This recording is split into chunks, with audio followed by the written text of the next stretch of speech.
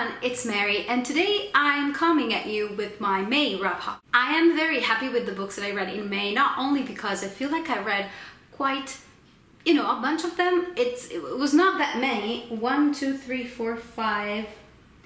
I read 5 books, but I still feel like I read a lot. And that I enjoyed every book that I read. And so I'm very happy to share with you the books that I've been reading this past month. The first one that I'm going to mention is Sapiens, A Brief History of Humankind by Yuval Noah Harari. And I've been reading this book since October last year, so it's been a while since this book has accompanied me. I would just dip in and out of it, not because it's a heavy read. It's very light, it flows very nicely once you get into it. You could go on even hours and hours. It's just the way in which I chose to read this. And it was the pick for the Tales & Co. book club of that time. So I have quite enjoyed this book. It was not a perfect book by any means. It really, I would say, has an ambitious undertone because it covers a lot of topics, a lot of history, and a lot of different, not really genres, but a lot of different fields in knowledge. So really, it depends in the way in which you approach this book, your enjoyment of it, I think, because as it says in the title, this is not really an academic sort of book. So I don't feel like I had to be too harsh or too critical towards it, because what it did is being intentionally provocative and challenges you to think in a different way, to look at things differently. It talks about humankind from the very beginning to present day. It's an all-encompassing non-fiction book that really tackles evolution and the way in which we are the way we are, basically how we came to be what we are now. It talks about politics, it talks about economics and geography, anthropology. So there are a lot of things into this book, and reading the discussion on the Tales & Co. book club really made me really make a step back, because I don't feel like I am an expert on any of the fields or topics that are described in this book. I did study at university some bits of it, some things I was familiar with, like for example the illusion of money and state, which nations, countries don't really exist. Money doesn't really exist. It's just something that is a social convention that people created in order to be in control of the situation and to try and cooperate with as many people as we are now on planet Earth. I read mostly negative reviews about this one, how it lacked references, how it was not 100% accurate on maybe even historical facts, or how he presented his opinions in a way in which it was not impeccable, it was not the right way, maybe. But firstly, because I don't have the knowledge to say he misquoted this or that. I can see that there aren't a lot of references, a lot of footnotes, but I also feel like this book is more of a coffee table book that really wants to inspire you to look and dig deeper into topics that are interesting to you and that should be interesting to you. I really enjoyed the way in which he talked you through all his own point of views and opinions, and I feel like you can sense the author's own opinion on these topics more than forcing you to believe what he believes. So I personally didn't feel as much hatred or as much inaccuracy in it, but again, I don't have probably the knowledge to be saying that. I personally really enjoyed this, and I would actually recommend this, knowing that you get into this book and it's not an academic text, it's not a scientific text, it's just a book for the public to consume easily. So, and as the author says in the very beginning, it's actually a quote from the first page of the book, and it says, "I encourage all of us, whatever our beliefs, to question the basic narratives of our world, to connect past developments with present concerns, and not to be afraid of controversial issues." And that's basically what I got out of it. So I definitely recommend this book, and I gave it 4 stars, so I enjoyed it, and I plan to be reading the next one, which is Homo Deus, I think. So I'll be picking that up someday in the future. Next up we have The Remains of the Day by Kazuo Ishiguro, and I was very happy with this novel because it read pretty quickly and it was very, I won't say very emotional because it didn't really make me cry, but very nostalgic and kind of pulled at my heartstrings a little bit. So I love Kazuo Ishiguro's way with words and with emotions. He's just so precise and so neat. That is a joy really to be reading his words, his descriptions. And what I really enjoyed is that this is just the second book that I read by him, because I previously read a long time ago Never Let Me Go and really enjoyed that one. But I felt like he manages to convey a story in a very different way from Never Let Me Go, still maintaining his own writing style.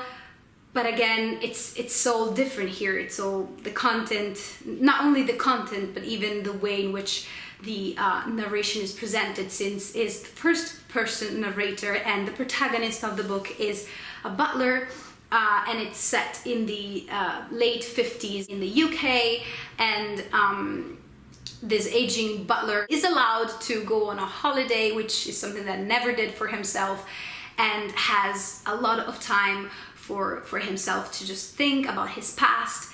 And that's what basically happens throughout the novel. You follow him during his journey, both into the past and into the countryside. And in this book you can have really a sense of what it means to be English and Englishness, if that is a word in general. And it is incarnated in the protagonist of the novel quite well. Who better than a butler can incarnate these values of being polite and devoted and just setting aside even probably his own feelings and emotions for the sake of his dignity and the sake of serving actually the household in which he is, which is the aim of his entire life, to be a good servant, to be a good butler, and to be a good person ultimately.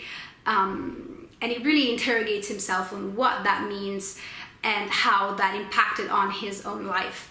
And I just thought it was brilliant, and it was sad, but also not in a heart-wrenching way, but he left me wanting to read even more from him, because he just has a way with storytelling, and I really enjoy this novel. Next up we have We Need to Talk About Kevin by Lionel Shriver.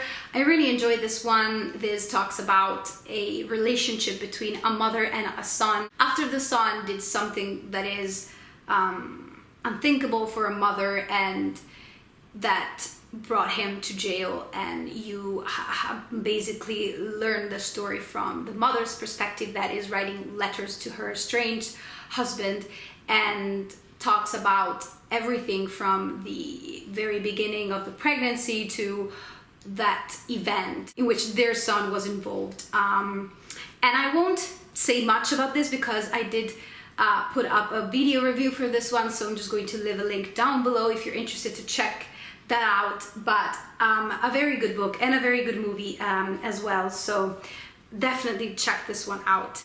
Next up we have another Daphne du Maurier book. I read recently The Birds and Other Stories by her, which was my first Daphne du Maurier book, and I basically fell in love with her and her writing style, as I feel like I'm saying in every video that I put up. But next up on my list and on my shelf actually was My Cousin Rachel, and I really enjoyed this one.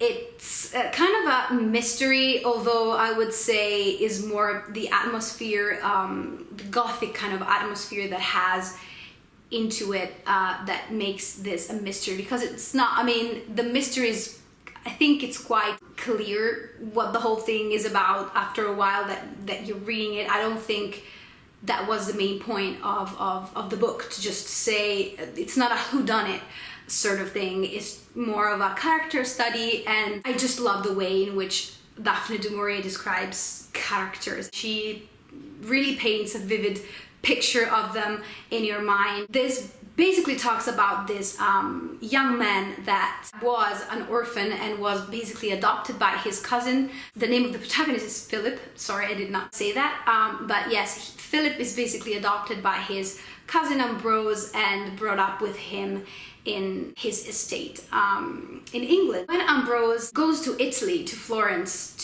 for a trip, he meets Rachel and gets married there in Italy and is expected to go back to England sometime soon, but actually falls ill and dies in Italy. Before his death, Philip had received 2 letters from him that were kind of unsettling, because you could see that he was struggling, maybe for poor health or for something else. He had suspicions regarding the people that surrounded him, and especially Rachel, his wife. And he seemed to be very much in love with her beforehand, so Philip is not really sure what is going on. And when Rachel actually arrives in England, he really wants to confront her, because he thinks that maybe she could have caused somehow the death of his cousin. So he is drawn to her, and maybe she is not going to be the way he expected her to be. And I did really enjoy this. It was not perfect. I still think that it could have not given away maybe too many things, although, as I said, I don't think that was the point of the book. But I really enjoyed this one, and I really want to check out the film.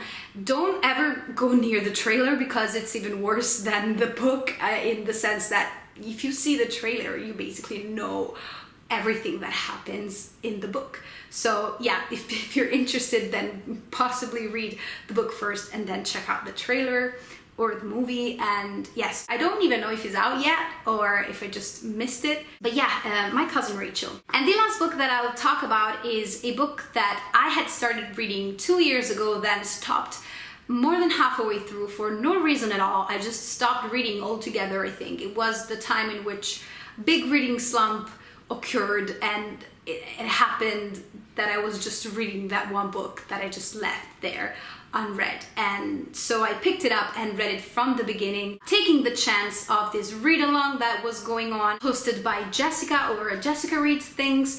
I'm going to leave a link to her channel down below. I love her. She's so well spoken and she has a great reading taste. So yes, just going to mention her briefly. But she, since The Song of Achilles is one of her favorite books of all time, she decided to reread it alongside people that wanted to join in, and I was one of them. So we did read, I didn't even mention what the book was, I think, but it's The Song of Achilles by Madeline Miller.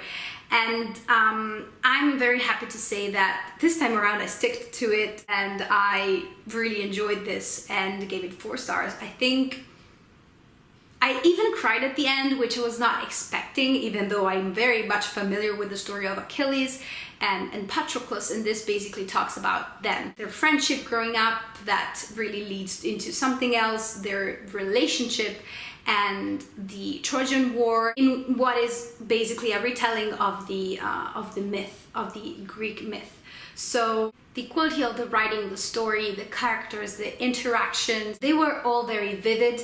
And I think it shows how much work she put into this one. I think she took 10 years to actually write this. And you can see, you can really see how she was eager to get everything right and to be accurate historically, even though it's a myth. And also, I think she took her time to be sure that everything flowed just swiftly. That's how she got me, you know, to shed a tear or two in the end, just because her way with words was, and with emotions, was just on point. And I just love when it happens unexpectedly, as it did with this one. The only reason really why I knocked down half a star, because more than a 4-star read, this is a 4.5-star read, even though Goodreads doesn't do half-star ratings, is because at the end, the events, I felt like they were a little bit rushed, while she took her time during the entirety of the book in, you know, in explaining things, in just letting you know all the context. And I think in the end, I just wanted to know a little bit more before getting to the meat of it. And I felt like it rushed events a little bit, which was a pity. I also really enjoyed that this edition, at least in the end, has some extra content with interviews and explanations of myths and of characters, and I thought it was very compelling to be reading after, you know, after having consumed the story, to just know a little bit more about her and about the work that she put into this novel. So overall, it was a great experience, and I'm glad to have joined this read-along. I don't usually do read-alongs, but again, I had a lot of fun with it. So yes, definitely recommend this one. And that was it for my May wrap-up. I hope you enjoyed, and please let me know if you have had any thoughts regarding the books that I just showed you, and if you read any of them. Let's chat in the comments down below, and I'll see you in my next video. Bye!